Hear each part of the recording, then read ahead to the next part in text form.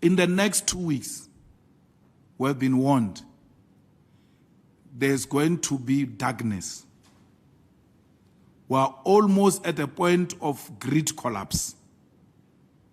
It's a reality that South Africans must know, that we're heading to darkness, and ANC politicians are continuing business as usual, as if we are not in a crisis. We are in a deep, deep, deep crisis. Cell phone networks will not work. Water, even if we have it, we won't receive it because it needs electricity. Nothing is going to function. We're heading for a disaster, worse than what COVID was. No one will go to work. The dead will have to be buried the same day because there will not be fridges to keep them. No generator is meant to operate 24 hours. Generator is an intervention for a short while. Even those who have generators will not be saved from the mess we are going into. We warned you.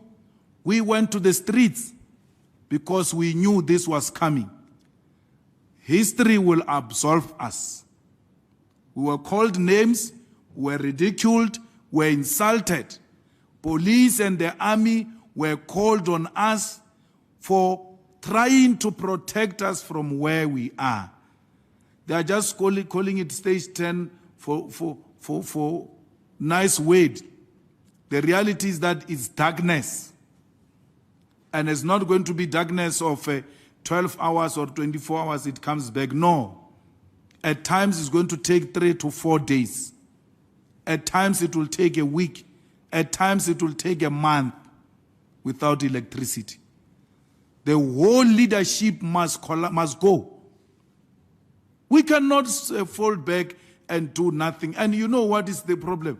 Even ANC leaders and ANC veterans themselves are saying we've never been in a crisis we find ourselves in now. But they are so helpless. So, Brian must come back. Brian must come back. Mashele Koko must come back. So is all those Indian, colored, white engineers. We are in a crisis. They must not even, if they love this country, they must not ask for money, they must not ask for payment, they must come and rescue South Africa. Tshwane, to be where it is today, is Sputla. South Africans, you are so gullible that a person collapses a municipality. You say he can restore such a complex matter as electricity. He himself said he doesn't know anything. He's relying on those people who have been there failing us. He made a confession. So why must I even ask for more power for him? For what? These solutions we are talking about require no new ministry. Firstly, we don't want a minister of electricity. We're fine. Take the electricity from public enterprise, put it in energy. That's where it's supposed to be. Its policy direction and its businesses be run by one department and one minister. An energy department is not montage. That's the problem. That when you are talking about principle, you guys bring names. It's not montage.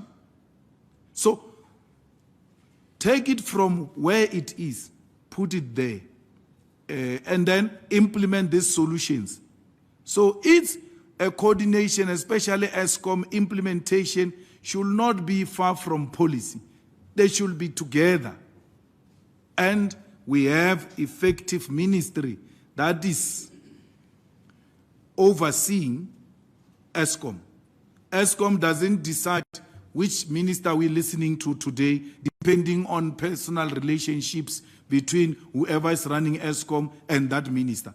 Let ESCOM be under one political leadership and political authority so that they know they have no option but to take this political direction.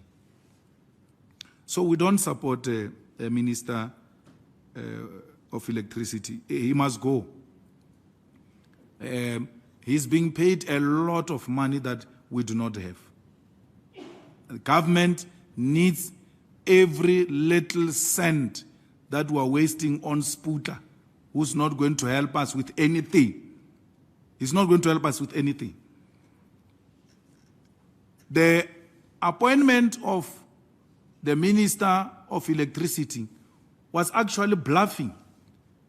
It was Ramaphosa trying to show us that he's doing something about electricity crisis when he was actually not doing anything. The biggest achievement Sputa has achieved since he arrived there was to go to all power stations.